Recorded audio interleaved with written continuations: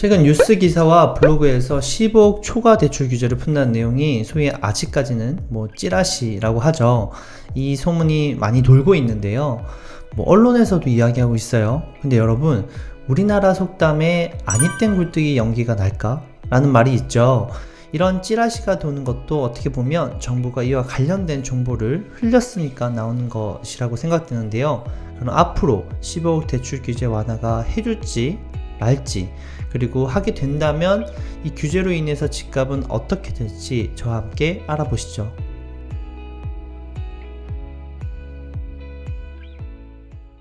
안녕하세요, 국토대장입니다. 앞서 보여드렸지만 최근에 뉴스와 블로그 그리고 단톡방을 통해서 요즘 찌라시, 소위 15억 대출 규제 완화에 대한 찌라시가 많이 돌고 있습니다. 이게 진짜일까요? 일단 너무 이런 소문이 무성하니까 기획재정부에서는 불을 끄려 하는 모습을 보이고 있는데요.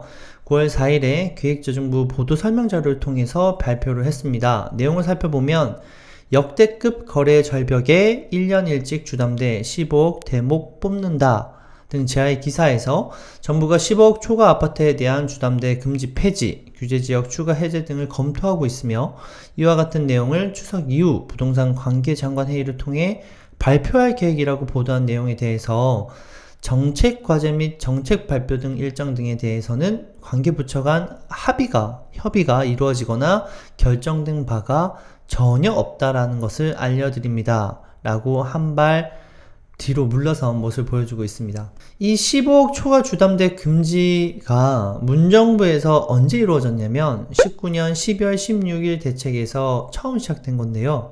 만약 회제가 되게 된다면 3년이 안 돼서 이 제도가 폐지되는 것입니다. 그럼 과연 이 15억 주담대 대출 규제 완화가 가능할까요? 저는 어느 정도 신빙성은 있는 내용이라고 생각합니다. 물론 가능할 수 있다는 얘기겠죠. 그 이유로는 첫 번째가 서울 아파트 거래량이 역대 최저치이기 때문이죠. 이건 뉴스로 많이 들어보셨을 텐데요. 올 5월에 1745건에서 6월에는 1079건, 7월에는 693건으로 역대 최저치를 기록했고요. 그리고 이것은 12년간 전국 생애 최초 부동산 매수자 수를 나타낸 통계표인데요. 이 통계치도 올해 가장 최저치인 것을 알 수 있습니다. 일단 이런 거래 절벽이 되게 되면 국가 입장에선 좋을까요? 어느 정도까지는 괜찮겠지만 이게 너무 장기화가 되면 관련 업종인 공인중개사라든가 인테리어 등 줄폐업하기도 하고 그런 기사들이 지금 계속 나오고 있어요. 이게 거의 3년 만에 줄폐업을 하는 것들이 많다, 이런 기사도 나오고 있거든요. 그리고 또 한 가지는 국가에서 제일 중요한 게 세수 확보이기도 합니다. 그래야지만 또 국가 복지를 운영할 수 있겠죠. 이런 의미에서 국가 입장에서는 어느 정도 상을 본 뒤에서 거래를 다시금 평균 정도로 맞출 수 있지 않겠냐라는 그런 이야기들이 솔솔하게 나오고 있습니다. 두 번째는 윤석열 대통령 당선인 시절 인수위가 계획한 부동산 TF 중에서 이런 내용이 있었는데요. 올 3월 31일자 기사를 보면 10억 초과 주택 주담대 허용을 검토하겠다. 한마디로 대출 봉쇄 기준선을 조정하겠다라는 내용으로 당시 인수위에서 발표했었습니다. 즉 이번 소문이 일각에서는 수순이 아니냐라는 지적이 나오고 있는 이유이기도 합니다. 자, 그럼 한번 가정을 해볼게요. 15억 초과되는 아파트를 샀다고 하고 70%까지도 LTV를 풀어준다 이야기가 있으니까 이 내용으로 한번 계산을 해볼게요. 그랬을 때 대출을 받을 수 있는 금액은 10억 한 5천만 원 정도가 됩니다. 근데 이 금액을 다 받을 수 있을까요? 아니죠. 여기서 걸리는 것이 있죠. 바로 DSR입니다. 제 친구가 운동선수라서 연소득이 한 1억 정도 받고 있는데요. 그랬을 때 이 친구가 받을 수 있는 금액은 어느 정도일지 부동산 계산기를 통해서 한번 알아볼게요. 자, 보통 부부 합산 소득이 한 연봉 1억 정도 된다 그러면은 이건 정말 소득이 높다라고 할 수 있는데요. 그래도 요즘에는 대기업 기준으로 해서 남편 그 다음에 아내까지 해서 한 연봉 1억 정도가 되는 경우가 있거든요. 합산 소득으로.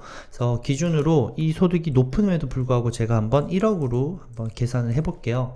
자, 1억일 때 15억짜리 아파트를 삽니다.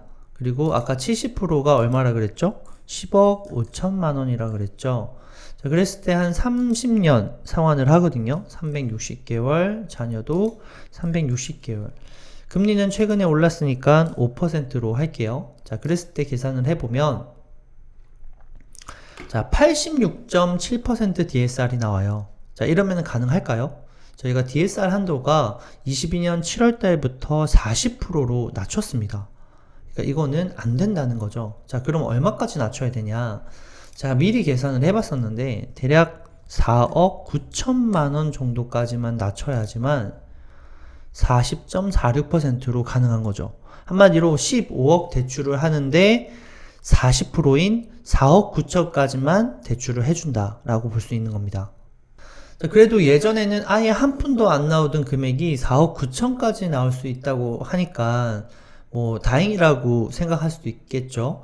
근데 이것도 소득에 비례해서 대출을 해주기 때문에 연봉이 1억이 아닌 그것보다 낮은 사람들은 대출 금액이 당연히 더 낮아질 것이고요.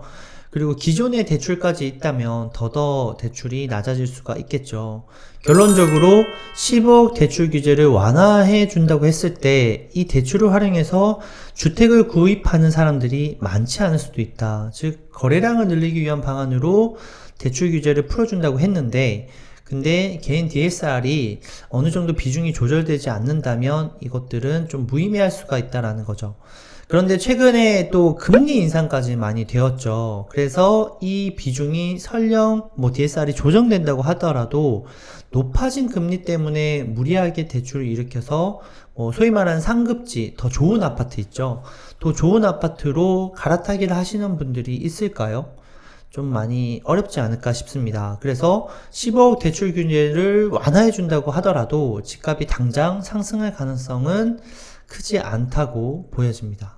최근 금리 인상으로 부동산 심리가 많이 꺾인 상태입니다. 그로 인해서 가격도 많이 낮아지고 있고요. 이 기조가 여러분들은 언제까지 갈 거라고 생각하세요? 대부분 아시겠지만 우리나라는 미국의 금리에 영향을 받습니다. 그래서 미국의 금리가 동결되거나 아니면 내려가야지만 우리나라 금리도 더 이상 상승하지 않으면서 부동산 심리가 조금씩 살아나겠죠. 최근에 한 경제지에서는요, 한국은행 최종 기준금리 전망치를 3.25%까지 예상하고 있는데요. 그래서 앞서 당분간 15억 대출 규제가 완화된다고 하더라도 또 그 외에 세금에 대한 규제가 완화된다고 하더라도 당분간은 바로 급등은 어려울 것 같습니다. 그래서 이제부터는 여러분들이 주택을 구매하실 때 조금 더 긴 스탠스를 취하시고 부동산 매수를 고려하시는 게 조금 더 합리적이고 안전하지 않을까라는 생각이 듭니다. 오늘도 영상 봐주셔서 감사드리고요. 최근에 날씨가 좀 많이 추워지고 있어요. 저녁에는 많이 춥더라고요.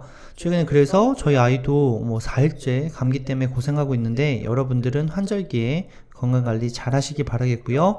그리고 명절도 잘 보내시길 바랄게요.